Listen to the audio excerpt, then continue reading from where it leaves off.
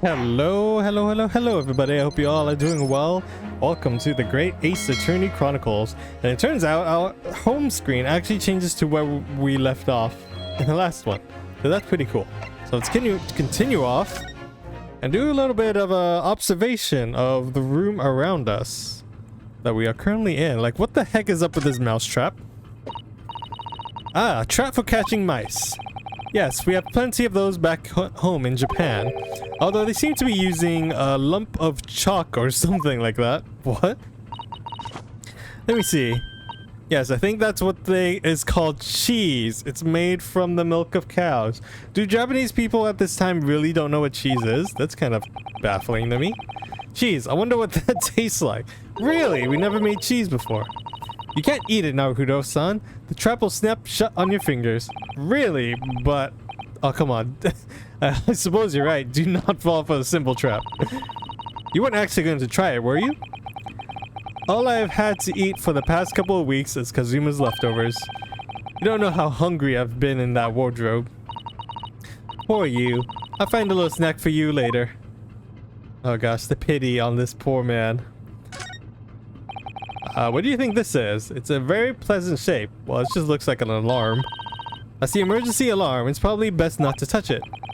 Oh, an alarm. It says press only in times of emergency. It looks as though it sets alarm bells ringing all over the ship and brings the vessel to a complete stop. Oh, this I have seen before. What are you doing now, Ryunosuke? You mustn't touch it. This is an emergency situation. Just look at these handcuffs. It's not an emergency for you. You know full well that's not what the alarm is for. If you were to bring this vessel to a standstill for no good reason, you'd be even in a worse situation. Ah, I wish everything would just stop, the ship included. If you have to do something foolish, at least make it something that doesn't affect anyone else. Ouch. Alright, anything of concern. There's the ship section here, a map of the ship. This looks like the plan of the SS Bureau. It shows each deck look. The Bureau is a large-scale steamship with triple skinned hull. What a marvelous engineering. Well, it's been playing on my mind for a while now, actually, but how is it that a huge lump of metal doesn't just sink to the bottom of the ocean? Buoyancy. Oh, that's really quite simple, Naruto-san. It is? Well, consider Japanese archipelago. The islands of Japan? Yes, they're not metal, but they're an enormous lumps of earth, many times larger than a ship. And they don't sink, do they? They've been floating happily in the sea since the gods created them. Well, I suppose... wait, that's it? No, like, actual explanation? Oh my goodness, let's proceed on then. That's a huge book on top of the table there. And there's a pen next to it. Yes, that looks like the ship's log. Shall we have a little look through it? The writing is so neat and precise, every detail about the voyage has been meticulously recorded. You wouldn't expect a rough and ready sailor to have such a beautiful handwriting. And nothing. No reaction at all? I thought you might appreciate the compliments. I'm not sure that's rough and ready is much of a compliment, Naruto-san, even to a sailor. Anyway, last night's log is mostly blank. Presumably, that means there was nothing to report. Interesting. Is this guy gonna talk to us? Excuse me, but could I ask you something? You little stowaway murderer. Yeah, he's not gonna be happy. That wasn't a good start, was it? Alright, let me try instead. Good day, Mr. Sailor. I'm sorry to trouble you, but could I perhaps ask you something? You little third-class ladies' maid. What? Rude. Oh, we seem to have caught the sailor on a bad day, Susato-san. I'm not a sailor. My mother gave me a name. I'm senior crewman Biff Stroganoff. Beef Stroganoff? Okay, the best thing... I mean, is he Russian? I don't even know. Best thing is avoid eye contact. Okay, Beef Stroganoff. First class cabin area. Can you tell us something about that? Mr. Stroganoff, about this first class cabin area. Here we are in the finest part of Bureau steamship for very important persons. What sort of very important persons? government officials, kings and queens traveling in secret. Many important persons. That is why I'm always guarding this place. Gosh, that's amazing. But somehow I felt stupid stowaway inside. I want to pick you up and throw you in the ocean, but Stroganoff is not an animal. Thank you, Stroganoff, for not being an animal. If I may, I was wondering, is the cabin next to Mr. Sogi currently occupied? Ah! I think it's a yes. Susatsu-san, did you understand that? It sounded like da. I think it's probably Russian for yes or no. Genius. It is not permitted to visit other cabins without invitation. Well, it sounds like there's somebody in the next door cabin at least. Yes, it's tantalizing. A passenger in the next door cabin? Could you tell us who traveled in the cabin next to Mr. Sogi's? His name is Mr. Gransby Roylott. He is a very important Western gentleman. A Western gentleman? Do not think about it. He has nothing to do with the murder of the student boy. How can you be so sure about that? Mr. Roylott is authentic Western gentleman. Such a man would have no interest in a lowly student from insignificant Far East lands. Dang, that's harsh. Could you tell us when Mr. Roylott came aboard? That is none of your business. Come to think of it, even though we've been at sea for 2 weeks now and I've been in Kazuma's cabin the entire time, I never once heard anything from the next door cabin, or even felt like there's anybody there. Well, presumably, since the gentleman is occupying one of the first class cabins, he must be rather important, isn't that right? That is none of your business. Okay, well, how about last night? Can you tell us anything about that? Are you on watch here all the time, Seaman Stroganoff? Da, all the time, so criminals like you cannot come in or get out. I wonder, could you let us, can you tell us anything about last night at all? There we go. Oh, I thought he was gonna say that is none of your business. It is sad about the student boy. Were you on watch last night as well? Of course. And did you notice anything at the time? Anything unusual? Hit! Is that no? Susatsu-san, did you understand that? It was clearly a no. I saw nothing unusual, nothing at all. And you didn't hear anything strange noises or sense anything was wrong in some way? I said no. Sorry. I'm not so sure. I could have sworn that he wouldn't catch my eye for a moment there. Okay. This is enough. I cannot say more. Oh, it's time for me to report to the captain. You must return to the cabin. Yes, alright. Yeah, it's weird. When he moves his face, the like the light. Like his, I don't even know. Something with his face. Bulkhead to second class area is staying locked at all times. You escaped when the lobster whistles on top of the mountain, or as English say, when pigs fly. Yes, I understand. So never. Good. Now we can investigate this area properly, shall we? Definitely. Alright, now that he is gone, what can we look around here for a moment to see if there's anything of suspicion? I think we could probably just head into this door, though. This is it. This is the cabin next to ours. The one the ventilator connects to. Yes, the ventilator from which Kazuma-sama wrote that he saw a speckled band emerging. Maybe whoever's in the cabin can help solve that particular mystery. Let's ask. Naku naku. Okay. Maybe we can just try opening it? We're out of luck, it seems. There's no one in there to help us with our inquiries. How annoying. I thought the detective went in there. What was that? It came from inside the cabin. Such a high-pitched scream. It must have been a woman. Stand aside. Oh, there he is. Now he's here. I'm about to break the door down. Mr. Sholmes, can you actually do that? I shan't be stopped. When the fit is on me, I reveled in kicking doors, something. Please wait, Mr. Sholmes. The door doesn't appear to be bolted. I mean, have we just tried the handle? It doesn't? And how the deuce can I dispatch this muscular urge? What prey can I kick? This guy has serious issues. I think we should go in. There's no time to stress relief. What has he been doing this whole time? I thought he was going in that room. 9th January, SS Bureau, first class cabin number 2. Who are you? A Western gentleman? This man looks Russian to me. Well, we heard a woman scream. A woman? Don't be absurd. As you can see, there's nobody but me in this cabin. That's very suspicious. True, this old man does appear to be the only person in here. But in that case, who just screamed? Get out, all of you, now! Please excuse the intrusion, but you're Mr. Grimsby Roylott, I believe? Yes, that's me. And are you? I am the one and only, the actual Herlock Sholmes. You've heard of me, no doubt? No.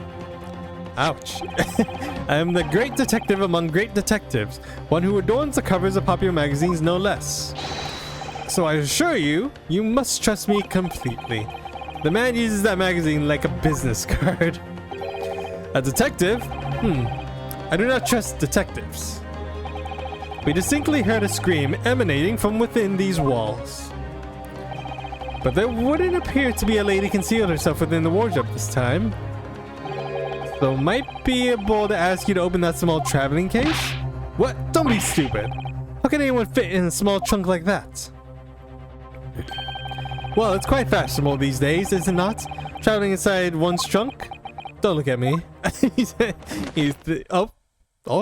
actually someone in there? Oh my, did you see that, Mr. Naruto? Yes, the case just shook. That is a huge case. It's actually pretty small. Leave now, otherwise I'll have you steward. So this is Kazuma's neighbor, Mr. Grimsby Roylott. There's no doubt about it. This strange Russian man is hiding something. I couldn't agree more. Let's see if we can find some clues before that burly sailor returns. Can we talk to you about last night? Mr. Roylott, we'd like to talk to you about something. No! Oh, I do not want to talk. Leave my cabin now. This guy's going terribly. We're not getting anywhere here. I agree, but there may be someone else who can help. He's already sitting in the closet. Perhaps the great detective could get somewhere with Mr. Roylott. First class cabin. Mr. Roylott, we'd like to talk to you about something. No! Oh, I do not want to talk. Leave my cabin now. Oh, this is going terribly. We're not getting anywhere. I agree. There may be someone else who can help. Okay, yeah, he's not going to talk to us about anything. Alright, let's just talk to...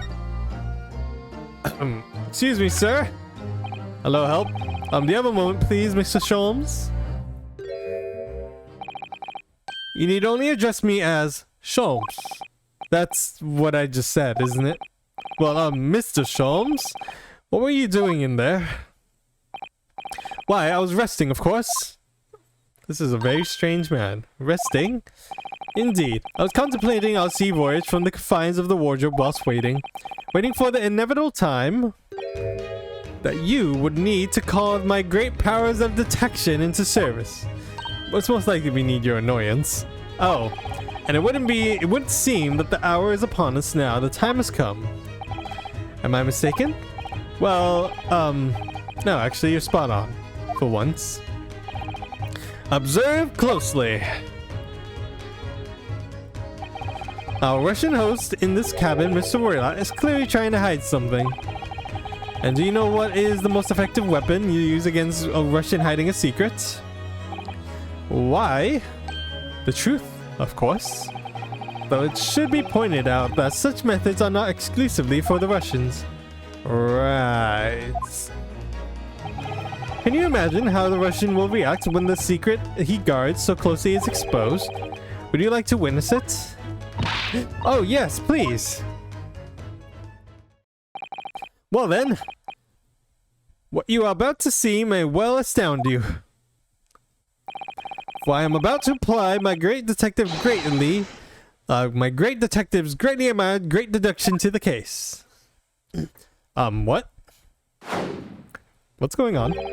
Could this man be a more hackney portrait of a dubious Russian, I asked? What? From time to time, it occurs to me. Is the fellow dubious on account of his Russianness, or Russian on account for his dubiousness? What? I really don't think either of those things should be occurring to you, or anyone. That's right, Mr. Sholmes. I know this man's beard and dark glasses are hard to ignore, especially on first meeting, but I once read it is a capital mistake to theorize before you have all the evidence. It biases the judgment. Shh! I must have complete silence. What are you doing? Why are you peering on my face like that? Just as I thought. Yes, I missed that. There can be no other explanation that accommodates all the facts. Mr. Roylott, I've reached two incontrovertible conclusions. What do you mean? Number one, your true identity is that of a villain. He's gonna say that, everyone. Using those shears, you are no doubt to end the existence of something most dear. Are you nuts? Huh! And number two, the other conclusion I have drawn, you are, at this very moment no less, in the midst of committing the most grievous crime. Beneath that beard, your mouth quivers with nervous tension as you realize you have been discovered. I mean, he has a very purple shade on his face. Does it not? Ugh. Oh, now Huda-san, I never imagined I would witness one of Mr. Sholmes' great deductions with my own eyes. That was a great deduction. Nothing can deceive Mr. Sholmes. In a single glance, he can deduce all there is to know about a person. What ineffable twaddle. Oh yes, I've read about it in countless times, the adventures of Herlock Sholmes. Now I've experienced the astonishing impact of his great deduction firsthand. This is like a dream come true. Okay, I can hardly believe it, but all the colors has drained from Mr. Roylott's face. It looks somehow both Sholmes' conclusions were right. How could you know?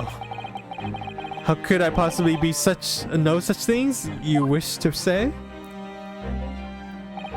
Very well. I shall elucidate. I shall explain how it was that I arrived at this pair of conclusions. Oh gosh.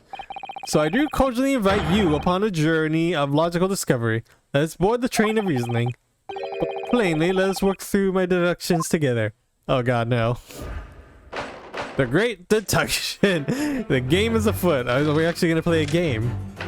Topic 1. Old man's identity. This is interesting. Oh, we're actually doing a deduction. So the dubious looking Russian Mr. Royal, obviously what catches the eye in the first place is the enormous pair of shears in your hand. Now we ask ourselves, what could possibly want with such an implement? The answer, of course, is staring at us in the face. You were on the verge of using the shears to cut away the copious beard you sport. Oh, so now moving on. The question then begs this. Why would you desire to rid yourself of a magnificent beard, Mr. Royott? Once again, the answer is plain. We have clear evidence to shed light on this matter. Regards, if you will, the morning newspaper, in particular, the fascinating front page article. Which, it would appear, you have also read, Mr. Roylott. I'm sure it needs no further clarifications. The evidence that reveals your true identity is the article about the revolutionary. I mean, he looks pretty different from that photo. In translation, the headline reads, Revolutionary Violin Bolshevik flees Russia via Shanghai. As you cannot fail to observe, the subject of the article possesses an extremely copious beard. Having noted the article yourself, you decided to remove your criminating facial hair before it gave you away. In short, your true identity is beyond the doubts. You are the fearsome Russian revolutionary himself, Vilin Borishevik. Not that I've heard of you myself, you understand? Okay. I'm like thinking, did I actually turn on story mode, which skips a bunch of gameplay? I don't even know. I'm gonna have to check that later. Now, as for my second conclusion, you are at this very moment on the brink of committing a most grievous crime. I thought we just went over that. The proof of this crime over there. Oh yes, Mr. Werlotz. Taking on awareness, people have a propensity to let their eyes stray, you see? Oh, he looked over there. And I assure you, the eye speaks so much more eloquently and honestly than the mouth. The answer we seek lies where the furtive glance falls. The proof of your crime sits before your eyes. Yes, that traveling case. Story mode is off. Okay, so I guess this is normal gameplay. It is time, I think, that the case be opened and its contents laid bare. No, I refuse. What could possibly be concealing inside there, we ask? By my estimations, a young lady, perhaps. That is a really short lady. One slight enough to fit therein. Don't be so absurd. And what, pray, would be the identity of this young lady in the traveling case? Dear me. We are not well suited to a life of crime, are we? Your careless coup d'etat betrays you. Once again, we need only to follow the fugitive's glance to find the answer. It's that newspaper now. Yes, the reason you refuse to open the traveling case can be equally be found in the pages of this newspaper. For there is another most stimulating article. If we turn from the fleeing revolutionary to the back page, renowned prima ballerina of the Novovich Ballet disappears from Shanghai. Such a headline can lead us to but one conclusion. Your crime is that of abduction. And according to the article, the young lady's name is Nikolina Pavlova. So she's in the case.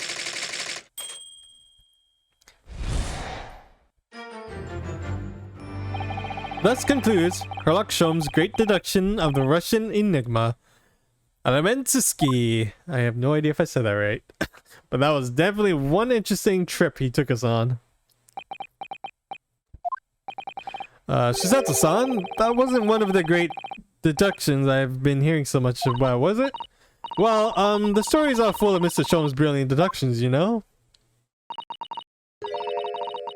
But that did seem a little different somehow. Excuse me, Mr. Sholmes, could you come over here for a moment? Pray, what can I do for you? It's about your deductions, would you mind? Not at all, go on. Well, to start with, there's the newspaper article. I think we had the same discussion before, but these two men look nothing like each other. I mean, very similar, but yeah, they look nothing like each other. Ah yes, I recall our discussion earlier. At the time, I believe I told you so. But the man is a revolutionary, well able to revolutionize his own appearance. I mean, that's quite a change. In fairness to Mr. Sholmes, Mr. Werlotz does look more like this man than you do. That's not the point. And another thing, the part about him abducting the ballerina, indeed a truly startling revelation. At first glance, the case would appear too small to accommodate a young woman. Not just at first glance, it is too small, clearly. That's really small. You'd be lucky to fit a 5-year-old into that case, even if you push really hard. I don't suppose the missing ballerina is a 5-year-old child, is he? You mean you don't know? No, the young lady is 15. No, I didn't know. How could I? Well, if she's 15, then 10 years worth of her would be poking up from the case. Some years ago, I read something pertinent, I believe. A troop of men consuming vinegar daily in order to promote a certain lithness, in their bodies. Vinegar? For such a sour bunch, it would surely be simplicity itself to confront or contort oneself into the confines of a small case. So you're saying she's really flexible. Oh dear, you might be thinking of contortionist in the circus, Mr. Sholmes. Oh, this whole thing is turning into a circus. Mr. Naruto-san, something occurred to me about Mr. Sholmes' deduction just now. I think his powers of observation are, well, magical. His eyes cut to the heart of a matter almost instantly. It's just where he directs his attention and his logic that seems a little off. Your idea of a little may be a little off itself, Mr. Susatsu-san. It's just one or two keywords in his deduction that seem to let him down. So I was wondering if we might be able to tactfully switch them for alternatives. What do you think? Switch some keywords in his deductions? Yes, but very tactfully. I feel sure if we could do that, we'll unlock the true genius of Mr. Sholmes' great deductions. Precisely. The thought that was going through my own mind. This man is a lot of work. He really is. At times I wonder how anyone puts up with me. It's not that funny. And you, my good fellow. Sorry? Take a moment to look at your wrists. My wrists? Oh, yeah, that's right. Oh, what? They're gone! What are your handcuffs? Huh? How did you... I felt they may hinder your ability to follow me in our dance of deduction. I don't believe it. He just took them off. Mrs. Sholmes, you are a marvel. Don't worry, I shall restore the shackles to your wrists when we are finished. I'm not worried, in fact. I'd rather stay like this. So, let's begin. Sherlock Sholmes is proud to present his logic and reasoning spectacular. Oh, no course correction. Hold it, Mr. Sholmes. Ooh, look at this.